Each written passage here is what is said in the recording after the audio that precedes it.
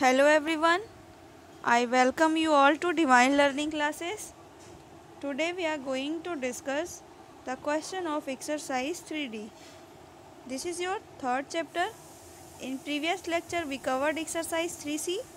If you have not seen it, then go to the playlist and check it. So let's start the session. सबसे पहले हम इसमें कुछ properties सीखेंगे, उसके बाद हम एक्सरसाइज के क्वेश्चन को सॉल्व करेंगे. Properties of multiplication of whole numbers. First property आपकी है क्लोजर प्रॉपर्टी. इसमें क्या होता है, आपके होल नंबर्स होंगे ए और बी, कोई भी आपके दो होल नंबर्स होंगे. अगर उनका आप प्रोडक्ट निकालोगे तो प्रोडक्ट भी क्या होगा, एक होल नंबर आ जाएगा. फॉर एग्जांपल मैंने ए के जगह पे 1 ले लिया और बी के जगह पे 2 ले लिया, तो इनका प्रोडक्ट भी क्या होगा, एक होल नंबर ही आएगा. ठीक है, 2 भी क्या हो गया, एक आपका होल नंबर हो गया. तो ये वाली प्रॉपर्टी क्या होती है, क्लोजर प्रॉपर्टी होती है. नेक्स्ट पे मूव करते हैं, कम्यूटेटिव लॉ. इसमें क्या होता है, ए और बी आपके दो होल नंबर्स होंगे, तो इनका अगर मल्टीप्लाई करोगे, पहले ए और बी को मल्टीप्लाई करोगे तो ये या इसके इक्वल हो जाएगा. बी और ए को मल्टीप्लाई करोगे तो दोनों क्या हो जाएंगे, इक्वल हो जाएंगे. जैसे कि 1 और 2 को आप मल्टीप्लाई करो या फिर 2 और 1 को मल्टीप्लाई करो, तो दोनों जगह क्या होगा, वैल्यू सेम ही आएगी. यहाँ भी 2 आ जाएगा और यहाँ भी 2 आ जाएगा. तो ये वाली कौन सी लॉ है, कम्यूटेटिव लॉ है. ओके, नेक्स्ट है मल्टीप्लिकेटिव प्रॉपर्टी ऑफ ज़ीरो. यहाँ पे हमें ज़ीरो की प्रॉपर्टी देखनी है. इसमें क्या होता है कि ए आपका कोई होल नंबर है, अगर इसे आप ज़ीरो से मल्टीप्लाई कर देते हो तो आपको क्या मिलेगा, आपको हमेशा ज़ीरो ही मिलेगा. मीन्स यहाँ पे ए आपका कोई होल नंबर है, आपका बहुत बड़ा भी हो सकता है, बहुत छोटा भी हो सकता है होल नंबर. तो अगर आप उसे ज़ीरो से करोगे तो क्या होगा, हमें हमेशा ज़ीरो ही मिलेगा. फॉर एग्ज़ाम्पल अगर मैंने 100 को ले लिया और अगर इसे ज़ीरो से मल्टीप्लाई कर रहे हो तो क्या आ जाएगा, ज़ीरो ही आएगा. ठीक है, तो ये वाली कौन सी प्रॉपर्टी होती है, मल्टीप्लिकेटिव प्रॉपर्टी ऑफ ज़ीरो. आपको ध्यान रखना है. नेक्स्ट है मल्टीप्लिकेटिव प्रॉपर्टी ऑफ 1. यहाँ पे 1 की प्रॉपर्टी होती है. अगर कोई होल नंबर आपका ए है, इसे अगर आप 1 से मल्टीप्लाई करते हो तो हमेशा आपका क्या होगा, वो होल नंबर ही मिल जाएगा. मीन्स ये यहाँ पे जो आपने ए लिया है, ए की जगह पे जो भी होगा वही मिलेगा. ठीक है, अगर उसे 1 से मल्टीप्लाई करें तो. फॉर एग्ज़ाम्पल ए की जगह पे आप 3 ले लो और इसे 1 से मल्टीप्लाई करोगे तो क्या मिलेगा, 3 ही मिलेगा. तो ये वाली प्रॉपर्टी यही है. ओके, नेक्स्ट पे चलते हैं. ये है आपका एसोसिएटिव लॉ. इसमें क्या होता है, ए बी सी आपके कोई होल नंबर्स होंगे. यहाँ पे आपके 3 होल नंबर्स लिए गए हैं. तो यहाँ पे क्या होना होता है कि ए और बी को पहले मल्टीप्लाई करोगे, उसके बाद सी से करोगे, तो ये वाली जो वैल्यू है ये इसके इक्वल हो जाएगी. अगर आप ऐसे करके लिखोगे कि A multiply B multiply C, तो यहाँ पर क्या है, ये दोनों सेम हो जाता है. ठीक है, चाहे आप ये करो चाहे ये करो, दोनों क्या हो जाते हैं, इक्वली, वैल्यू इक्वल ही मिलेगी. तो ये वाली एसोसिएटिव लॉ यही है. ठीक है, एग्जाम्पल से समझते हैं. जैसे मैंने ए के जगह पे ले लिया 1, बी के जगह पे ले लिया 2 और सी के जगह पे 3 ले लिया. तो यहाँ पे ये क्या था, ए मल्टीप्लाई बी.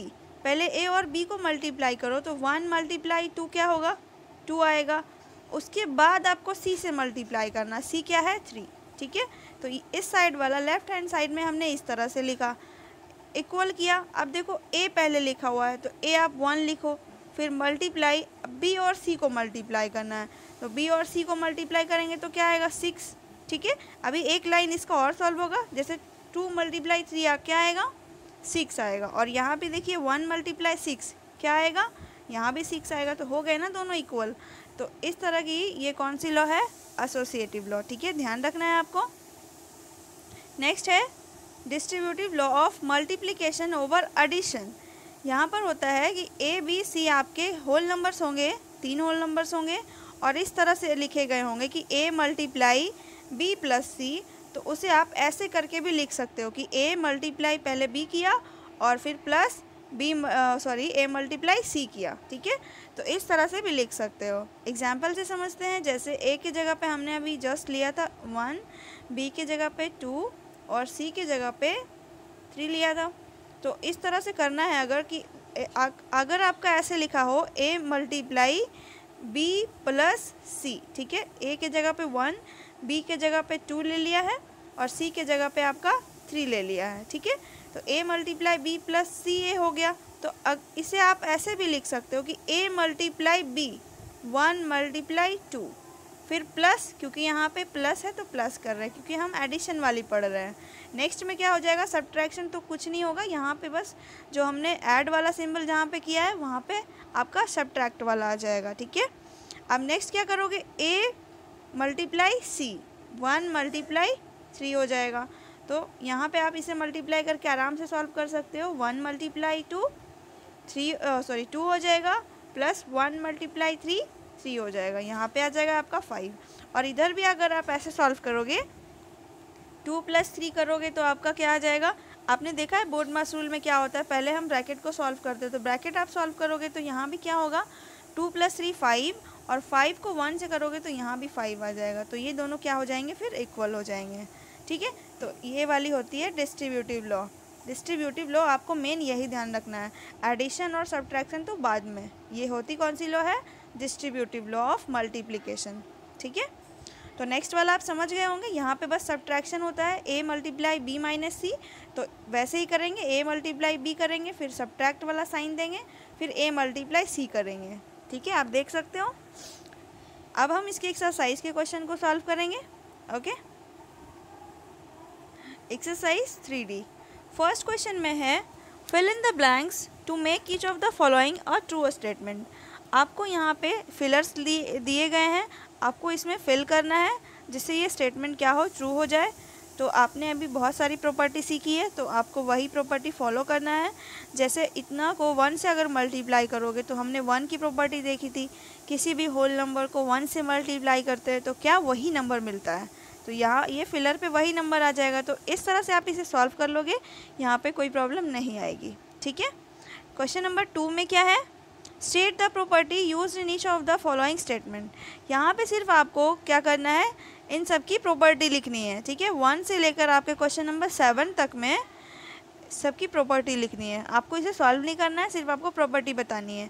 तो ये देखो हमने फर्स्ट वाला में देखा था, क्या था ये अगर मान लूँ मैं a और ये हो गया b, तो a multiply b is equal to b multiply a, just opposite करके लिखा हुआ है। तो ये कौन सी लॉ, कौन सी प्रॉपर्टी, कौन सी लॉ थी, तो कॉम्यूटेटिव लॉ, क्या थी, कॉम्यूटेटिव लॉ ऑफ मल्टीप्लिकेशन ही है। तो मल्टीप्लिकेशन भी कर सकते हो, मीन्स मल्टीप्लिकेशन भी आप लिख सकते हो, यहाँ तक भी आप करोगे तो हो जाएगा, कॉम्यूटेटिव लॉ वाली प्रॉपर्टी है, ठीक है। तो इस तरह से इसमें सभी को आपको देखना है ध्यान से और उसकी प्रॉपर्टी बतानी है कि कौन सी प्रॉपर्टी है। जैसे ये वाला देखो आप, 7 में क्या है, a multiply b minus a multiply, अब b ना होकर के ये कोई नया आ गया, तो नया आ गया तो ये c हो गया, मीन्स तो a multiply b minus a multiply c। तो इस तरह की प्रॉपर्टी हमने अभी देखी थी, कौन सी थी, ये वाली distributive law of multiplication over subtraction, क्योंकि ये सब्ट्रैक्ट वाला साइन है तो ये सब्ट्रैक्शन वाला हो गया, है ना। तो बस आपको सिर्फ नेम लिखना है यहाँ पे। नेक्स्ट में क्या है, find the value of each of the following using various properties. आपको जो प्रॉपर्टी आपने पढ़ी है उसे यूज़ करके आपको इन सब की वैल्यू बतानी है।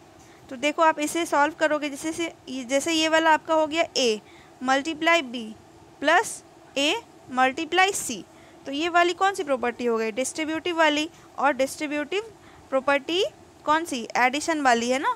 तो ये एडिशन वाली आप वो नहीं लिखोगे, आप सिर्फ डिस्ट्रीब्यूटिव लॉ करके बना सकते हो। तो इसका एक क्वेश्चन हम सॉल्व करते हैं, ध्यान से समझना। आपका ये 3 का फर्स्ट क्वेश्चन है, 647 मल्टीप्लाई 13 प्लस 647 मल्टीप्लाई 7, ठीक है। तो ये देखो आप, ये क्या हो गया, a हो गया मल्टीप्लाई, ये हमने इसे b मान लिया, ठीक है।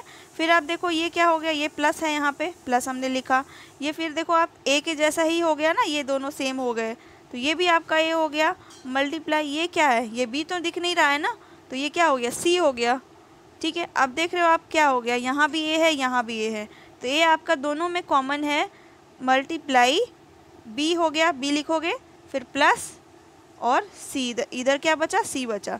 तो ये वाली कौन सी लॉ हो गई, डिस्ट्रीब्यूटिव लॉ हो गई ना। तो आप यहाँ पे लिख सकते हो बाई डिस्ट्रीब्यूटिव, आप लिख लेना लॉ। अब इसके बाद इसे, ये सिर्फ आपने समझाने के लिए आपको मैंने ये बताया है, आपको ऐसे लिखना नहीं है, आप सीधा यहाँ पे ये लिखोगे, वेट, ये सिर्फ समझने के लिए था। आप सीधा यहाँ पे ये लिखना, बाई यूजिंग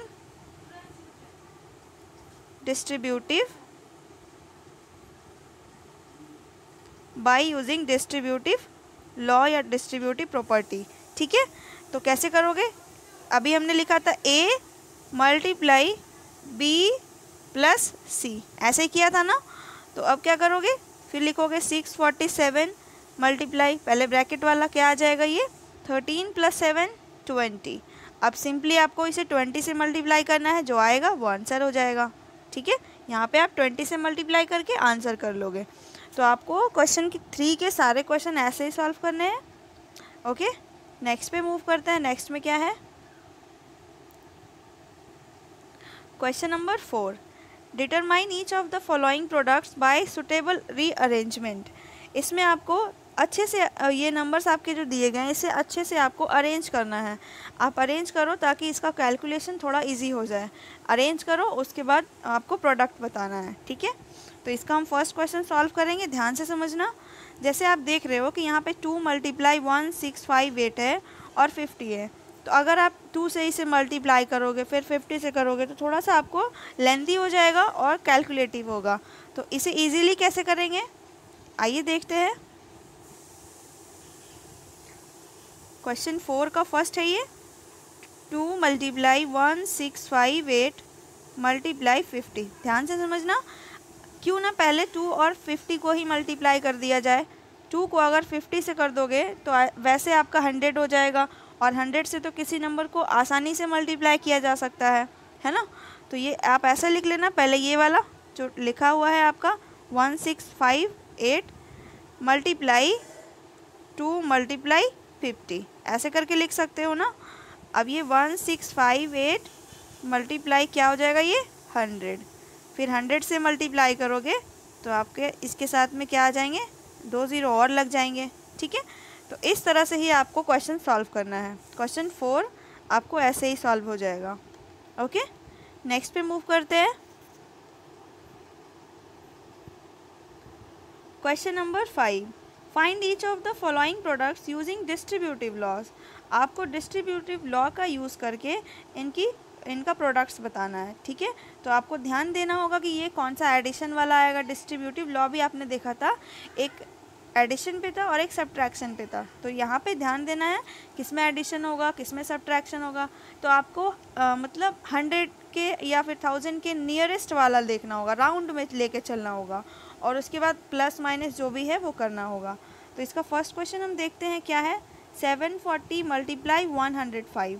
तो आप देख रहे हो 740 तो आपका थोड़ा बड़ा डिजिट है, बट यहाँ देखो ये 105, ये 100 के क्या है, नियरेस्ट में है, 100 से +5 है। तो +5 है मीन्स हम एडिशन वाली प्रॉपर्टी लगाएंगे, distributive law of multiplication over addition. हमने देखा था ये वाला प्रॉपर्टी, तो ये हमें एडिशन वाला करना होगा। तो चलिए सॉल्व करते हैं इसे, ध्यान से समझना। 740 मल्टीप्लाई 105, ये 5 का फर्स्ट है। ठीक है, तो 740 आप पहले लिखोगे, मल्टीप्लाई आप यहाँ पे लिख सकते हो distributive law of multiplication over, ये एडिशन वाली है। ठीक है, एडिशन वाली 100 प्लस ये 5 हो जाएगा। आप इसे अलग से ब्रैकेट में करके लिखोगे क्योंकि आपने 105 को ऐसे किया है, 100 + 5। ठीक है, अब 740 ये वाली प्रॉपर्टी आपने देखी थी ना कि a मल्टीप्लाई पहले b करना होगा, फिर a मल्टीप्लाई c करना होगा। तो यहाँ पर a मल्टीप्लाई b क्या है आपका 100, तो 100 से। ठीक है, फिर आपका प्लस है तो प्लस करोगे, फिर आपका a हो जाएगा, a क्या है 740, फिर मल्टीप्लाई c क्या है 5। अब सिंपली यहाँ पे इसे मल्टीप्लाई करोगे तो क्या होगा, 740 और 2 0 साथ में और आ जाएगा, प्लस इसे अगर मल्टीप्लाई करोगे तो क्या आ जाएगा 0,037 इतना आ जाएगा। ठीक है, अब इसे ऐड कर लोगे, जो आएगा वो आंसर हो जाएगा, है ना। तो इस तरह से आपका ये क्वेश्चन भी सॉल्व हो जाएगा। ठीक है, बस ध्यान देना है कि एडिशन वाला होगा, कहीं पर आपका सब्ट्रैक्शन भी हो जाएगा। मीन्स अगर 99 अगर होता है यहाँ पर तो आप क्या करते, 100 - 1 करते, सब्ट्रैक्शन वाला प्रॉपर्टी लगाते ना। तो वैसे ही आपको इसमें भी 1-2 क्वेश्चन आपके वैसे भी मिलेंगे। एक बार हम इसे देख लेते हैं, हम इसे सॉल्व नहीं करेंगे। ठीक है, ओके।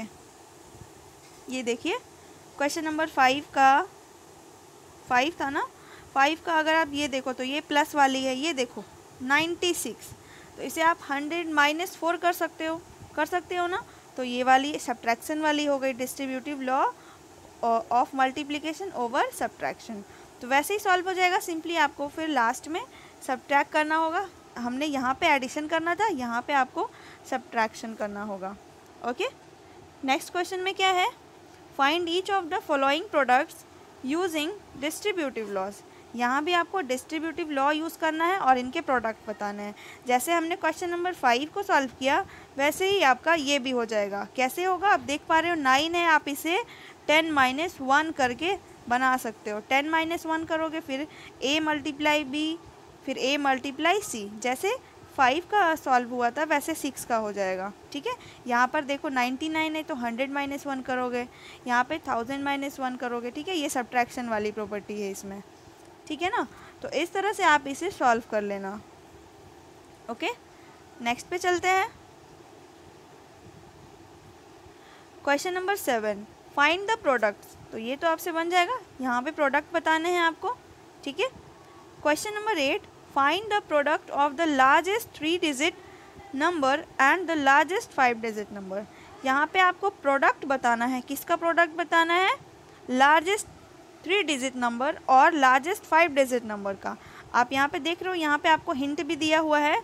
लार्जेस्ट 3 डिजिट नंबर आपका क्या हो जाएगा 999, है ना। और लार्जेस्ट 5 डिजिट नंबर क्या हो जाएगा 999। 9 कितने बार, 5 टाइम्स आ जाएगा। अब इनका प्रोडक्ट बताना है, तो प्रोडक्ट मीन्स आप ऐसे मल्टीप्लाई बीच में करोगे, तो ये 999 ऐसे करो और इसको इसे आप क्या कर सकते हो, 1 पे कितना ज़ीरो आ जाएगा आपका, यहाँ पे आप 10 लाख लिखोगे, सॉरी 1 लाख आ जाएगा। 1 लाख -1 करोगे तो ये आपका ये आ जाएगा ना 99,999। तो यहाँ पे आपको क्या करना होगा, 1 लाख में से -1 करना होगा। आप देख रहे हो यहाँ पे आपका लिखा हुआ है 1 लाख -1। नाउ जैसे आप बनाते हो a × b और a × c, बीच में आपका माइनस वाला साइन रहेगा। तो जैसे हमने क्वेश्चन 5 को सॉल्व किया था वैसे ही आपका 8 हो जाएगा। बस आपको थोड़ा सा वो 1-2 लाइन लिख लेना है। लार्जेस्ट आप ऐसे लिख लेना, मैं आपको थोड़ा सा बता रही हूँ, ये लिख लेना। लार्जेस्ट 3 डिजिट नंबर क्या हो जाएगा 999 और लार्जेस्ट 5 डिजिट नंबर, तो 5 डिजिट में क्या हो जाएगा, ये आ जाएगा। फिर आपको प्रोडक्ट बताना है, तो प्रोडक्ट इक्वल टू मल्टीप्लाई हो जाएगा इतना। देखिए ध्यान से देखते जाना क्या हो रहा है। अब इसे 1 लाख में क्या करोगे, माइनस का 1 करोगे। ठीक है, नेक्स्ट लाइन में क्या करना होगा, इसे 1 से पहले 999 को पहले 1 लाख से करोगे और फिर 999 को माइनस बीच में करके 1 से करोगे। ऐसे करना 999 × 1 लाख, माइनस बीच में आएगा, फिर 999 × 1। अब तो आप कर लोगे इसे इतना से और माइनस का आपको ये करना होगा। ठीक है, तो ये आपका क्वेश्चन नंबर 8 हो गया। ओके, आप इसका स्क्रीनशॉट ले लीजिए। नेक्स्ट पे मूव करते हैं। नेक्स्ट में क्या है, question number 9, a car moves at a uniform speed of 75 km/h। How much distance will it cover in 98 hours. यहाँ पे कहा जा रहा है कि एक जो कार है वो 75 km/h की स्पीड से वो मूव करती है, जाती है। ठीक है, कार की स्पीड क्या है 75 km/h, मीन्स 1 घंटे में वो 75 किलोमीटर के डिस्टेंस पे जा सकती है। तो पूछा जा रहा है कि 98 आवर्स में वो कितने डिस्टेंस कवर करेगी, 98 आवर्स में वो कितनी दूरी तक जा सकेगी। ठीक है, तो आपको इसमें क्या करना होगा, सिंपली मल्टीप्लाई करना है, तो ये आपसे हो जाएगा। चलिए सॉल्व करते हैं, ऐसे कर लेना आप। स्पीड ऑफ अ कार क्या थी, 75 किलोमीटर पर आवर। ठीक है, फिर क्या हो जाएगा, डिस्टेंस लिख देना। डिस्टेंस का फॉर्मूला आपने पढ़ा था प्रीवियस क्लास में, डिस्टेंस इक्वल टू क्या होता है, speed multiply time, speed into time. ठीक है, तो 98 आवर में करना है, तो स्पीड आपकी क्या है 75 मल्टीप्लाई टाइम कितनी दी गई थी 98 आवर्स है ना, 98 आवर्स में आप इसे मल्टीप्लाई करोगे तो आप इसमें डिस्ट्रीब्यूटिव लॉ लगा सकते हो। ये आपका 100 - 2 करके कर सकते हो ना, जैसे 75 माइनस 100 माइनस का 2। अब आप इसे कर लीजिएगा, 75 मल्टीप्लाई 100 माइनस बीच में आएगा, फिर 75 मल्टीप्लाई 2। ये भी आप देख ही लो, आपसे शायद ना हो, 75 मल्टीप्लाई 100 माइनस 75 मल्टीप्लाई 2। ठीक है, तो इतना आप इसे मल्टीप्लाई करके 1 माइनस करके फिर इसे मल्टीप्लाई करके सब्ट्रैक्ट कर लेना। ठीक है, और जो आंसर आएगा वो आपका क्या होगा, किलोमीटर में आएगा। ध्यान रखना किलोमीटर में आएगा, क्यों, क्योंकि हम डिस्टेंस हम निकाल रहे हैं, तो डिस्टेंस आपका हमेशा किलोमीटर या मीटर में होता है। तो यहाँ पे किलोमीटर है तो किलोमीटर में आंसर आ जाएगा। ओके, नेक्स्ट क्वेश्चन पे मूव करते हैं। नेक्स्ट में क्या है, आप इसका स्क्रीनशॉट ले लीजिए।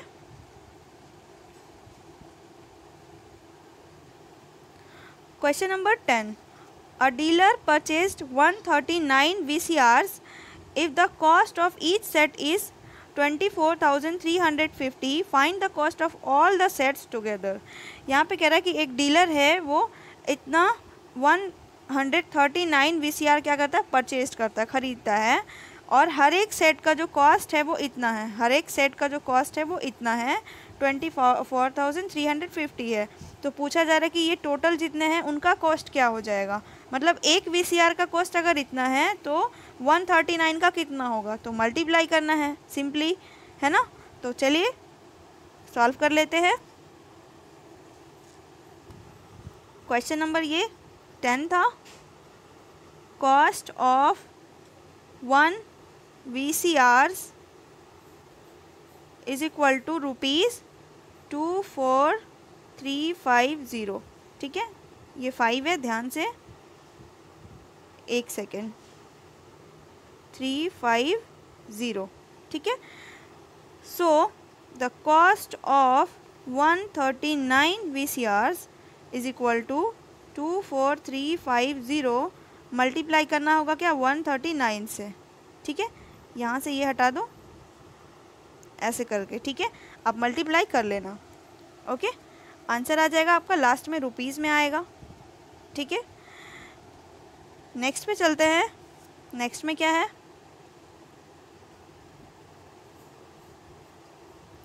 क्वेश्चन नंबर 11, अ हाउसिंग सोसाइटी कंस्ट्रक्टेड 197 हाउसेस।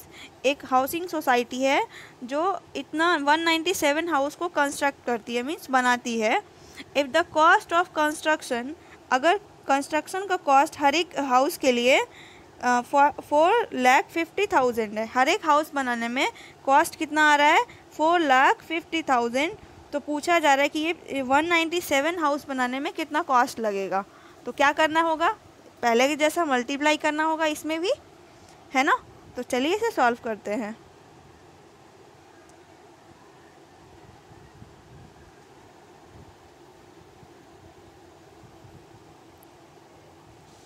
ठीक है, क्वेश्चन नंबर 11, कॉस्ट ऑफ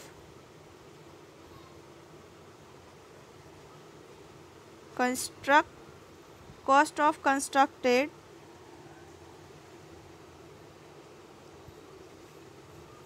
एक second,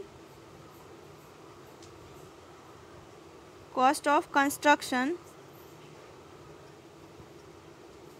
of a house is equal to ₹4,50,000। ठीक है, so cost of construction of 197 houses is equal to क्या हो जाएगा 450000 मल्टीप्लाई 197। इसे आप मल्टीप्लाई कर लेंगे, आंसर आ जाएगा। ठीक है, तो यहाँ तक आपका ये हो गया क्वेश्चन नंबर 11। आप इसका स्क्रीनशॉट ले लीजिए। हम नेक्स्ट पे चलते हैं। यहाँ पर आपका कंस्ट्रक्शन है, थोड़ा सा वो प्रॉब्लम हो रहा था। ठीक है, अब सही है। ओके, नेक्स्ट पे मूव करते हैं। Question number 12, 50 chairs and 30 black boards were purchased for a school. एक स्कूल के लिए 50 चेयर्स और 30 ब्लैक बोर्ड्स परचेज किए गए, मीन्स खरीदे गए थे। ठीक है, if each chair cost 1065 rupees. अगर हर एक चेयर का कॉस्ट 1065 है और हर एक ब्लैक बोर्ड का कॉस्ट 1645 है, तो पूछा जा रहा है कि find the total amount of the bill. Total bill क्या हो जाएगा, मीन्स 50 चेयर का और 30 ब्लैक बोर्ड का पूरा टोटल कॉस्ट क्या होगा, टोटल अमाउंट क्या होगा। तो क्या करना होगा, 50 को पहले 50 को 1065 से मल्टीप्लाई करना होगा, फिर प्लस में आपको 30 को 1645 से मल्टीप्लाई करना होगा, फिर उसके बाद मल्टीप्लाई करके दोनों को सम करना है। तो चलिए सॉल्यूशन देखते हैं क्या है। कॉस्ट ऑफ अ चेयर ये आपका गिवन है, cost of A black board ये भी आपका गिवन है, कॉस्ट ऑफ 50 चेयर। सबसे पहले हम 50 चेयर का कॉस्ट निकालेंगे, तो 50 से इसे मल्टीप्लाई कीजिएगा, जो आएगा आप कर लेना। फिर cost of 30 black boards, 30 black board का कॉस्ट क्या होगा, ये भी आप मल्टीप्लाई करोगे, तो यहाँ पर आपका जो आएगा वो आप लिख लेना खुद से। Total amount of the bill, total amount पूछा गया था। अब जो यहाँ पर आपका जो आएगा चेयर वाले में और जो ब्लैक बोर्ड वाले में, इसे आप यहाँ इन दो जगह पे लिखिएगा और प्लस करना है आपको। प्लस का साइन भी मैंने दे रखा है। यहाँ पर आपको चेयर का लिखना है, यहाँ पर आपको ब्लैक बोर्ड का लिखना है। दोनों का ऐड करके आपका आंसर यहाँ आएगा। ठीक है, आप इसका स्क्रीनशॉट ले लीजिए, फिर हम नेक्स्ट क्वेश्चन पे मूव करेंगे। Okay, question number 13, there are 6 sections of class 6 in a school. ठीक है, एक स्कूल में क्लास 6 के 6 सेक्शन हैं। जैसे आपके स्कूल में भी होंगे 4 होंगे 5 होंगे, तो यहाँ पे क्या है 6 सेक्शन है हर एक स्कूल में। And there are 45 student in each section. हर एक सेक्शन में यहाँ पे कितने सेक्शंस हैं, 6 सेक्शन है, और हर एक सेक्शन में 45 स्टूडेंट्स हैं। 45 स्टूडेंट हर एक सेक्शन में बैठते हैं। If the monthly charges from each student be ₹1650। अगर हर एक स्टूडेंट का चार्ज जो है वो इतना है, हर एक स्टूडेंट का चार्ज अगर मंथली चार्ज इतना है, find the total monthly collection from class 6। तो पूरे क्लास 6 का मंथली कलेक्शन क्या होगा, टोटल अमाउंट आपको बताना है, टोटल कितने चार्जेस होंगे। तो क्या करना होगा, चलिए इसे सॉल्व करते हैं। आप देखो क्या करना है। पहले आप ये लिखना, number of student in 1 section, हर एक सेक्शन में ईच सेक्शन करके नहीं है, या फिर यहाँ पे आप 1 ही कर लेना, 1 की जगह आप ईच कर लेना। Number of student in each section better होगा ज़्यादा, या फिर 1 भी आपका सही है, नो प्रॉब्लम। तो 45 है। Number of student in 6 section, तो 6 सेक्शन में क्या होंगे, तो 6 से मल्टीप्लाई करना होगा, तो मल्टीप्लाई करके आपका ये आ जाएगा 270। ठीक है, फिर monthly charges from 1 student, 1 student का मंथली चार्जेस क्या हो जाएगा। तो आपको देखो यहाँ पे क्या करना होगा, यहाँ पे तो आपका लिखा हुआ है 1650, लेकिन निकालना आपको कितने स्टूडेंट का है, आपको टोटल स्टूडेंट इतने हो गए ना, तो इतना का आपको बताना है, तो इतना मल्टीप्लाई ये करना होगा। सो monthly collection from the class, आप यहाँ पे लिख लेना क्लास 6 है ना, 6 क्लास 6 रुपीज़, ये टोटल जो आपका 1 स्टूडेंट का था वो मल्टीप्लाई ये टोटल स्टूडेंट कितने हैं 270। तो यहाँ पे जो आएगा वो आपका रुपीज़ में आंसर आ जाएगा, तो आप इसे कर लेना। ठीक है, हो गया, आप इसका स्क्रीनशॉट ले लीजिए। नेक्स्ट पे चलते हैं अब। Question number 14, the product of two whole numbers is zero, what do you conclude. यहाँ पे कह रहा है कि दो होल नंबर्स का प्रोडक्ट अगर ज़ीरो होता है तो आप इसे किस तरह से कंक्लूड करते हो, आप इसे किस तरह से बता सकते हो। तो क्या हो सकता है आपका, चलिए सॉल्व करते हैं इसे। आपको ये थोड़ा लंबा सा है पर आपको समझाने के लिए है। आपको मैंने बताया कि product of two whole number zero कब होगा, अगर उनमें से कोई भी एक नंबर मतलब डेफिनेटली ज़ीरो हो, ठीक है। अगर कोई होल नंबर्स अगर है तो उसमें आपका एक होल नंबर होना चाहिए ए, और दूसरा क्या होगा आपका ज़ीरो होगा। मीन्स अगर ए के जगह पे अगर 4 ले रहे हो तो दूसरा क्या आपका डेफिनेटली ज़ीरो होना चाहिए। तो 0 × 4 करो, या फिर होल नंबर के जगह पे आप कुछ और नंबर भी ले सकते हो। यहाँ पे मैंने 16 लिखा है, तो आपको हमेशा क्या मिलेगा, ज़ीरो ही मिलेगा। आपसे यही कहा जा रहा है ना कि ज़ीरो आना चाहिए। तो एक नंबर आपका डेफिनेटली क्या होना चाहिए, ज़ीरो होना चाहिए। अगर if product of two whole number is zero then both number is definitely zero. एक आपका ये भी हो सकता है कि उनका प्रोडक्ट टू होल नंबर का प्रोडक्ट अगर ज़ीरो है तो वो दोनों नंबर आपके डेफिनेटली ज़ीरो भी हो सकते हैं, ठीक है। ज़ीरो को ज़ीरो से करोगे तो भी आपका क्या होगा, ज़ीरो ही आएगा, ठीक है। नाउ फॉर एग्जांपल जैसे मैंने लिया 3 × 5, तो क्या आ रहा है, 15 आ रहा है। आप कुछ भी और यहाँ पे ले सकते हो। तो आप यहाँ पे देख रहे हो कि इनका प्रोडक्ट क्या आ रहा है आपका, नन ज़ीरो। तो ये ज़ीरो नहीं है, मीन्स नन ज़ीरो है ये। तो आपने क्या देखा, यहाँ पे आपके जो होल नंबर्स थे ये आपके क्या थे, ये ज़ीरो नहीं थे, ठीक है। ये आपका कोई भी इसमें कोई नंबर ज़ीरो नहीं था। ये आपके पूरे होल नंबर जो हैं इनमें आपका ज़ीरो नहीं है, because the number of multiplied are not equal to zero, ठीक है। जिससे हमने मल्टीप्लाई किया है वो ज़ीरो के इक्वल नहीं है, तो ये प्रोडक्ट भी क्या हो गया, नन ज़ीरो है, मतलब ज़ीरो नहीं आ रहा है। तो ये आपको समझाने के लिए है, आप इसे लिख सकते हो, ठीक है। आप इसका स्क्रीनशॉट ले लीजिए। नेक्स्ट पे मूव करते हैं। नेक्स्ट में क्या है,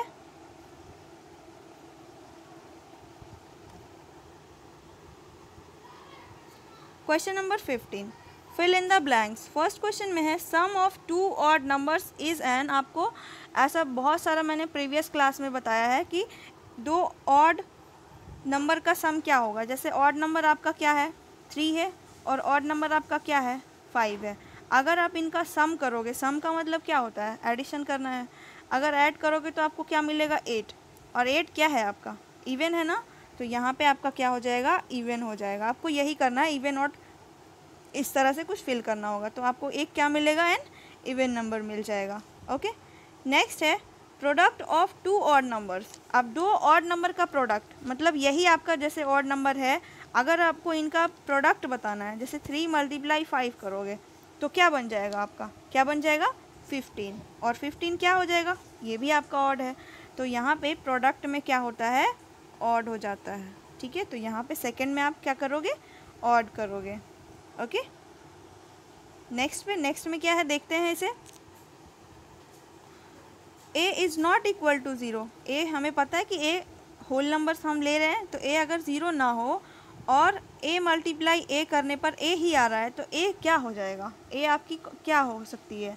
तो आप ही बताओ, ऐसा कौन सा होल नंबर आप लोगे जिसे आप ए से ही मल्टीप्लाई करोगे तो आपका ए बन के आएगा, ठीक है। ए ज़ीरो नहीं होना चाहिए, ज़ीरो से बड़ा आप लोगे तो 1। अगर 1 आपका ए है और फिर आप ए से ही मल्टीप्लाई करो, मीन्स 1 को 1 से ही कर रहे हो, तो आपको क्या मिल रहा है, फिर से ए ही मिल जाएगा, फिर से क्या मिलेगा, ए मिल जाएगा। तो आपको बताना है कि ए होगा क्या, तो आपने देखा क्या है, 1 है। अगर लेकिन यहाँ पर अगर आप 2 ले लेते हो, अगर सबसे छोटा हमने 1 लिया था, अगर ए की जगह पे हम 2 ले रहे हैं और 2 को मल्टीप्लाई 2 से करते हैं तो हमें क्या मिलता है, 4 मिलता है, जो कि ए के इक्वल नहीं हुआ ना। ये ए था बट ये ए नहीं हुआ क्योंकि यहाँ पे 4 आ गया, ये चेंज हो गया। लेकिन सिर्फ 1 वाले केस में ऐसा हो सकता है कि 1 को 1 से मल्टीप्लाई करो तो 1 ही मिलेगा, बट 2 को 2 से करो या 3 को 3 से करो तो हमेशा आपका नंबर क्या हो जाएगा, चेंज हो जाएगा। तो ठीक है, यहाँ पे क्या आ जाएगा, 1 आ जाएगा। ओके, ये वाला एक्सरसाइज आपका कंप्लीट होता है। अब हम नेक्स्ट वीडियो में मिलेंगे नेक्स्ट एक्सरसाइज के साथ। Thank you and have a good day.